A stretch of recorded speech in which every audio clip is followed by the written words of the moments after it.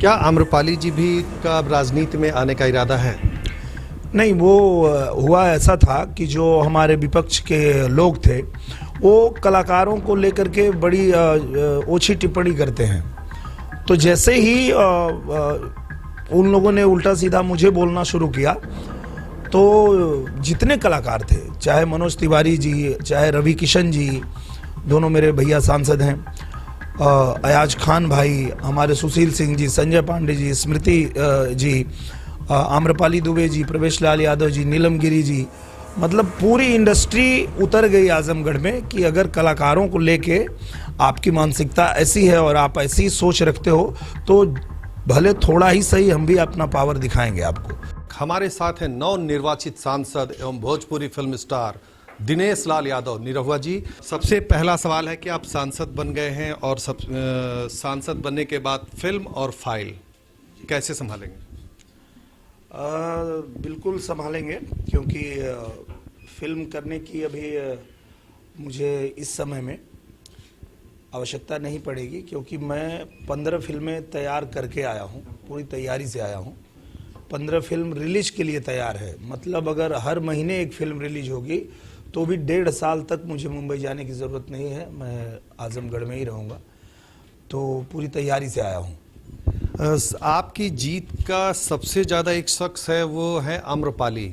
तो ऐसे में आप क्या कहना चाहेंगे कि जीत के लिए कौन सबसे ज़्यादा मान रहा है इस चीज़ को? मुझे लगता है किसी एक कलाकार को नहीं, मेरे साथ अभी देखिए अयाज भाई बैठे हैं, ये भी धूप में घूमे मेरे साथ, अयाज खान जी, हमारे डॉक्टर धर्मेंद्र जी क्षेत्रीय अध्यक्ष जी हमारे हैं, जिनके नेतृत्व में हम लोग लड़ रहे थे, रात दिन वहाँ घूम रहे थे। हम लोग तो अपना मेहनत कर रहे थे, सारे कलाकार भी वहाँ हमारे साथ मौजूद थे।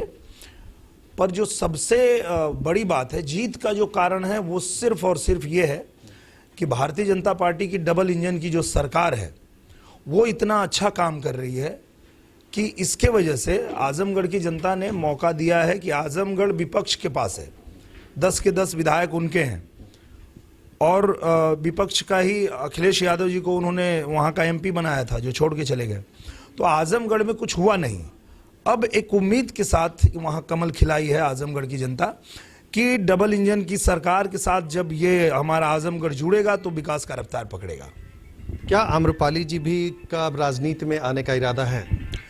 नहीं, वो हुआ ऐसा था कि जो हमारे विपक्ष के लोग थे वो कलाकारों को लेकर के बड़ी ओछी टिप्पणी करते हैं। तो जैसे ही उन लोगों ने उल्टा सीधा मुझे बोलना शुरू किया तो जितने कलाकार थे, चाहे मनोज तिवारी जी, चाहे रवि किशन जी, दोनों मेरे भैया सांसद हैं, अयाज खान भाई, हमारे सुशील सिंह जी, संजय पांडे जी, स्मृति जी, आम्रपाली दुबे जी, प्रवेश लाल यादव जी, नीलम गिरी जी, मतलब पूरी इंडस्ट्री उतर गई आजमगढ़ में कि अगर कलाकारों को लेके आपकी मानसिकता ऐसी है और आप ऐसी सोच रखते हो तो भले थोड़ा ही सही हम भी अपना पावर दिखाएंगे आपको। तो इसलिए पूरी इंडस्ट्री उतर गई थी वहाँ पे। और बाकी सरकार की जो नीतियां हैं, कल्याणकारी योजनाएं हैं, वो घर घर पहुंची थी। वही बात करते थे कलाकार जाके कि राशन मिला था, हाँ, घर बनल है, हाँ, तो कुल के दे था, तो मोदी योगी देते हो, तो वोटवा के दे बालो मोदी योगी के देल जाई। तो अभी भी EMY फैक्टर यहाँ भी है, पर यहाँ मोदी योगी का फैक्टर चल रहा है।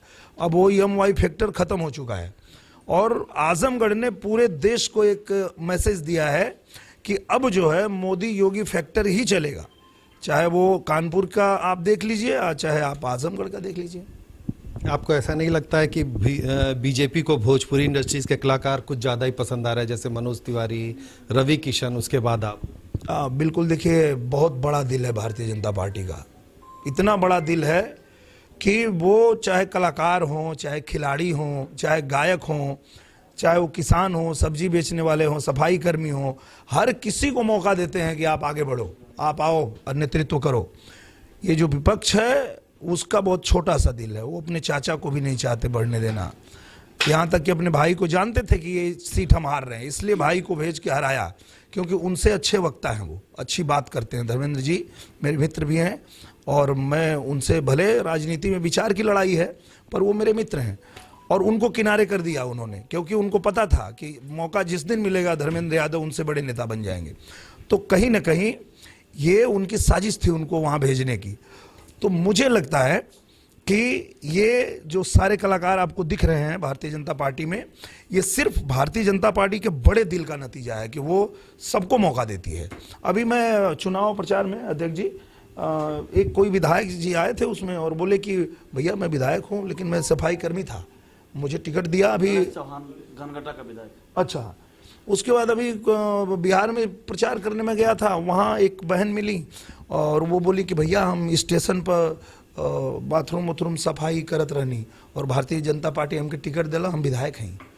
तो ये कहाँ मिलेगा? ये सिर्फ और सिर्फ भारतीय जनता पार्टी मिलता है, इसलिए सब लोग दिख रहे हैं यहाँ। लेकिन भोजपुरी इंडस्ट्री से अब आपके बाद बीजेपी की अगली पसंद कौन हो सकता है? चर्चाएं तो होती होंगी। पवन सिंह जी हमारे जो भाई हैं वो बहुत ही बड़े कलाकार हैं, उनको पूरी दुनिया जानती है। और जहाँ भी भोजपुरी का कुछ अगर गाना बजता है तो पवन सिंह जी का गाना बजता है। तो मुझे लगता है कि अगला हम लोग अपने भाई को लेके आएंगे, पवन सिंह को लेके आएंगे। भोजपुरी इंडस्ट्रीज में आपको कितना इस चुनाव में सहयोग किया? भोजपुरी इंडस्ट्री पूरा दिन रात मेरे साथ कंधा से कंधा मिला के चलते रहे। जितना पसीना मैंने बहाया है उतना ही पसीना भोजपुरी इंडस्ट्री के कलाकारों ने बहाया है, हमारे बड़े भैया रवि किशन जी ने बहाया है, और जो मनोज तिवारी जी, पवन सिंह जी, सभी कलाकार थे। अयाज भाई थे, सुशील सिंह थे, संजय पांडे थे, अमरीश सिंह थे, और इसके बाद और भी बहुत सारे कलाकार आए, हमारे मनोहर थे, भगवान थे। तो इस तरह से स्मृति जी थी, बहुत सारे कलाकार तो थे ही। उसके साथ साथ पूरे आजमगढ़ के जो हमारे सम्मानित कार्यकर्तागण थे, जो हमारे भारतीय जनता पार्टी के आजमगढ़ के जिला अध्यक्ष जी बैठे हमारे सामने, रात दिन जो है लगे रहे हम लोग के साथ में। हमारे माननीय मंत्रीगण जो जितने थे वो रात दिन जो है वो पसीना बहाया उन्होंने। हमारे जो माननीय विधायकगण थे सब उन लोगों ने, और जो हमारे पार्टी के सहयोगी दल के लोग थे वो भी लगे हुए थे। तो मुझे लगता है कि ये किसी एक व्यक्ति की लड़ाई नहीं थी, ये पूरे भारतीय जनता पार्टी की लड़ाई थी।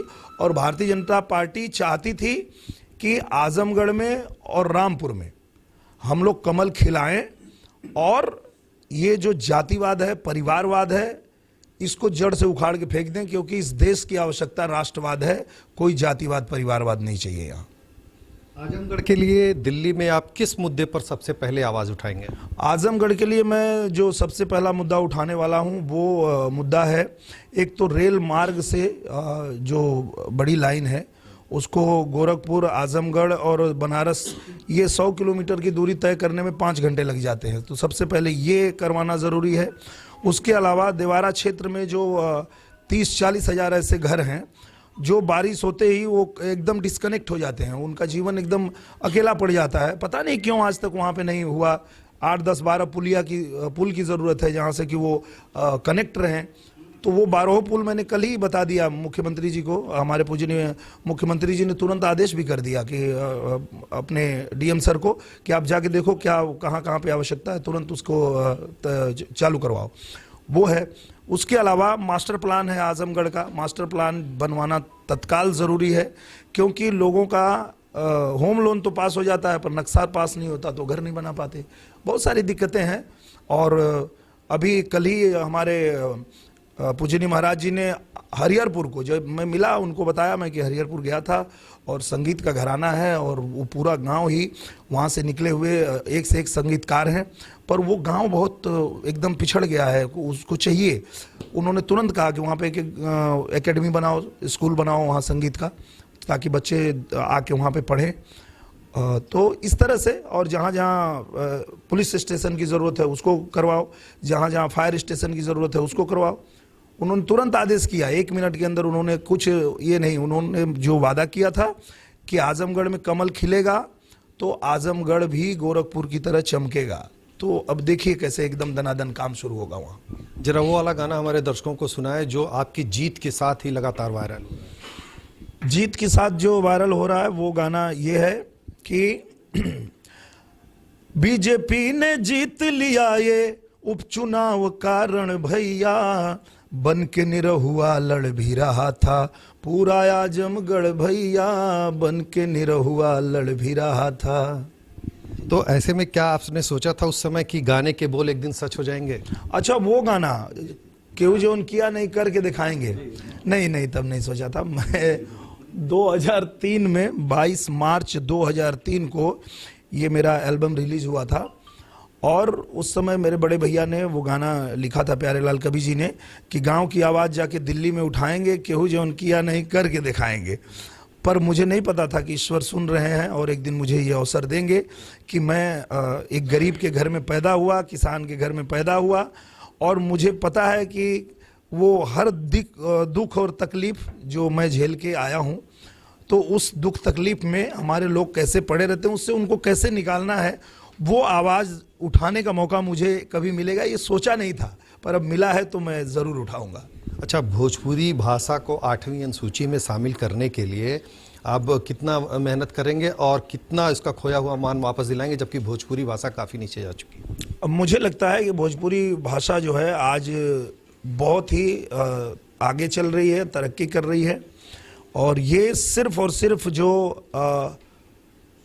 ऐसे लोग जो नहीं चाहते कि भोजपुरी का डंका बजे, वो लोग प्रोपेगेंडा फैलाते हैं कि भोजपुरी का ये हो गया, भोजपुरी ही एक ऐसी भाषा है जो आपको दुनिया के आप किसी क्षेत्र में चले जाइए, वहाँ इसका डंका बजता हुआ आपको मिलेगा। चाहे आप मुंबई में चले जाइए, गुजरात चले जाइए, आप लंदन चले जाइए, आप फिजी, ऑस्ट्रेलिया, कनाडा, कहीं जाइए, वहाँ आपको भोजपुरी का डंका बजता हुआ मिलेगा। मैं तो अभी 2006 में ही गया था ऑस्ट्रेलिया, वहाँ लोगों के रिंगटोन में भोजपुरी गाने बज रहे थे। तो मुझे लगता है कि ये सिर्फ और सिर्फ साजिश है कि भोजपुरी को लगातार बार बार ये बोलो कि खराब है, पीछे है, ये है, वो है।